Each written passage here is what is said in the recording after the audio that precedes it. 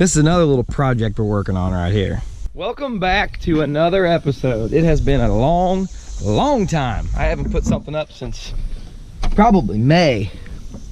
So I promised everybody we'd be doing a video on these dive bombs that I made. I'm gonna come back in here in the barn and I'll show you what I'm talking about if you haven't already seen it. Because I made my own dive bomb floaters. Look at that. Ooh, there's a wasp in there. Ooh, I don't like that. Here's basically what I've got. It's coming from the East Coast. They call them decoy sleds. It's silhouettes on 1x4 pine board. I made them a few weeks ago. I don't know if they're gonna float. They should. Yeah, dog, that big son of a bitch. I hate wasps. So the idea behind them, when we're hunting the lakes, we're hunting real deep water, I'm thinking if I attach the cord to the front, I'm gonna install eye bolts.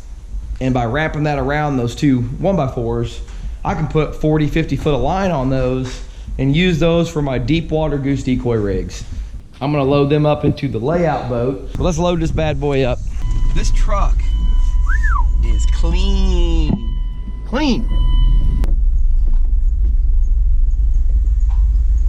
Look at that big bastard.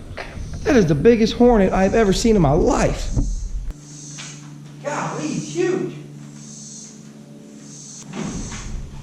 Woo!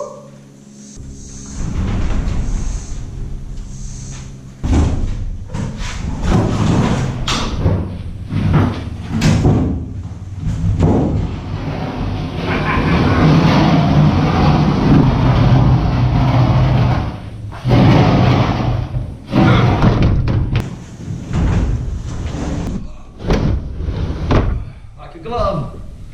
So here's how these things work. They're just all stacked together. Grab them like this.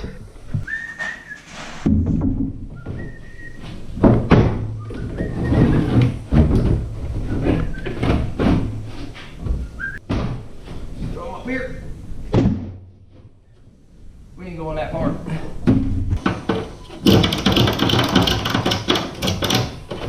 That's it. That's all we're doing. There we go. Let's go. All right. So the idea behind them obviously is for deep water. Everybody was using 1x4 pine. So I got 1x4 pine. It's cheap. I think Menards had it for like $3 for 8 or 10 foot. And I picked which angle I preferred, you know, because the bird's coming from the rear with the wind going this way, obviously. If you have them at an angle, you can still see them from downwind. If you had them both straight, birds coming from downwind to your decoy spread, they're going to disappear and kind of come and go. But with those angles like that, there's always going to be decoys visible. Once I came up with the angle in my head, I had a little adjustable square, set that angle, started cutting my boards to my longest measurements, and then from there I just took off a 1/2 inch from the front and back boards each time, and I cut those angles the same, and I continued doing that down until I could stack 7 of them together. You know, you could do 10 if you wanted. You could make your long boards longer at the bottom. This was just kind of how I decided to do it the first time, and I think it worked out pretty good. I attached the silhouettes with, I bought some plastic heavy-duty banding, and I did 3 screws through the banding, through the decoy, and then into the pine. And I actually put some kind of a sealer on those screw heads, so when they went in, it kind of helped waterproof the wood. I think it might have been silicone. I don't remember what I used.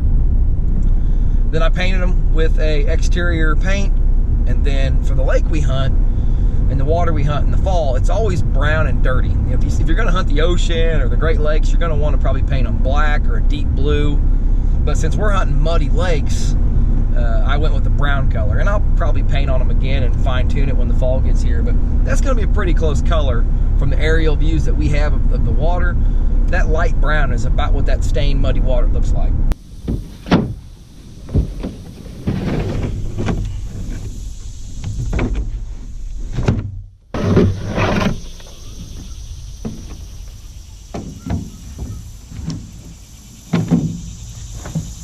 $14 goose floaters on the front of a 9.5 foot layout boat.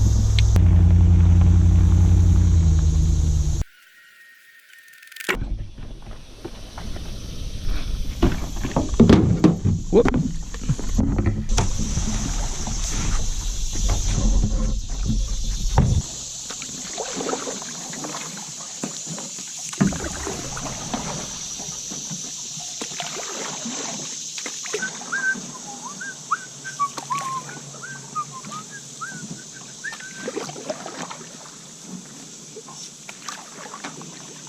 got a kayak paddle in my future.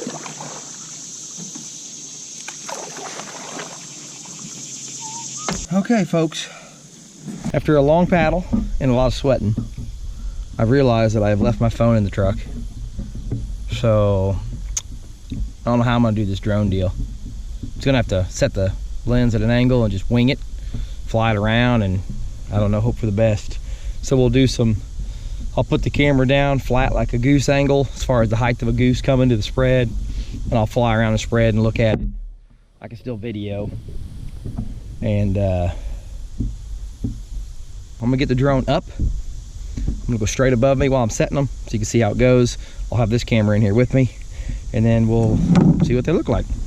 Hopefully they float, because these things have not touched water.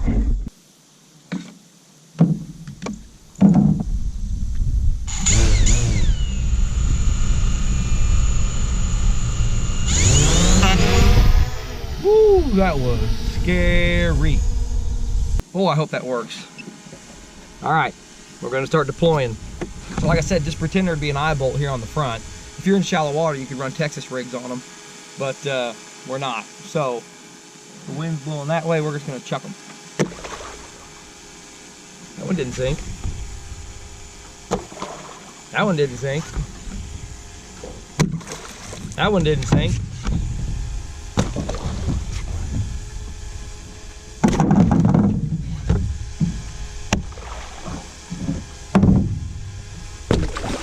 Now obviously this clear, crazy water is not an ideal situation for the boards, but there you go. So while they're close together, let's fly the drone and see what we can get. All right, boy, I don't know what I got here, so we're just gonna fly around and look at them, but I'm gonna get out of the spread first.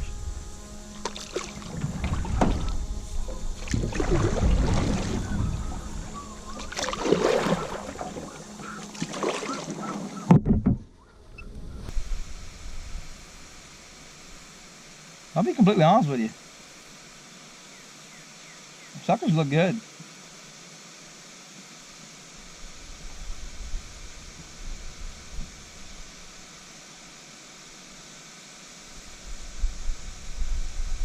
That's 14 dive bomb silhouettes on decoy sleds. And they float. They float really high, almost too high. But that's all right. Like I said, the water colors everything here.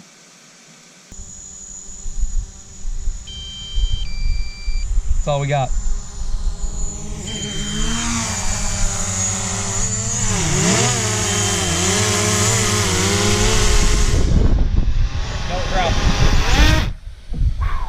That is terrifying out here in the water.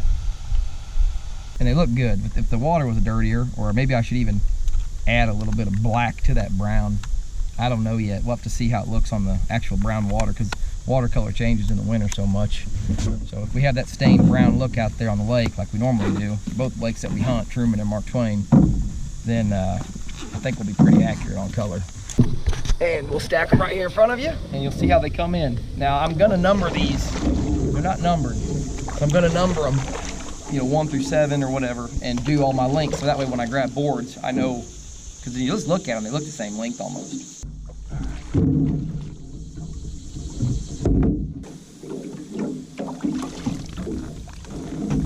Definitely not that one. Definitely not that one.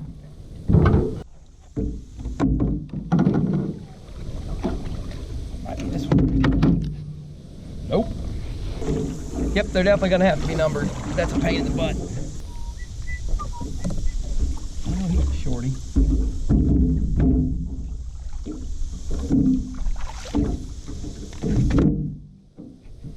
Oh, the last one I grab is the second one in line.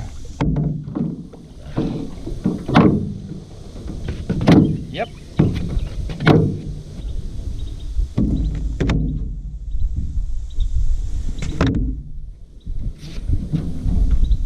There's 2 of them there. Perfect. Bam, just like that. 14 silhouettes in the boat. So that's how they stack. They all interlock. They obviously need numbers on them. But you see how quick that is to pick them up. And They take up the same amount of room as 2 Goose floaters.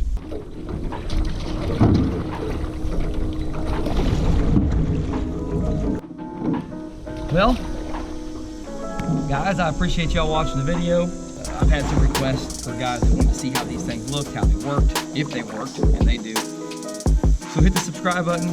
Be sure to hit the bell for the notifications for getting video updates. Give me a thumbs up if you liked it, if it was helpful, if it's useful. If you think the idea is stupid, hit the thumbs up, leave a comment, all that good stuff. Oh, real quickly, next weekend, the 9th, 10th, and 11th, we will be in Minnesota at Game Fair. If you're there, hit us up on the comment section or Facebook or Instagram. Send me a message. Other than that, thanks a lot, guys. I appreciate the love. Talk to you on the next one.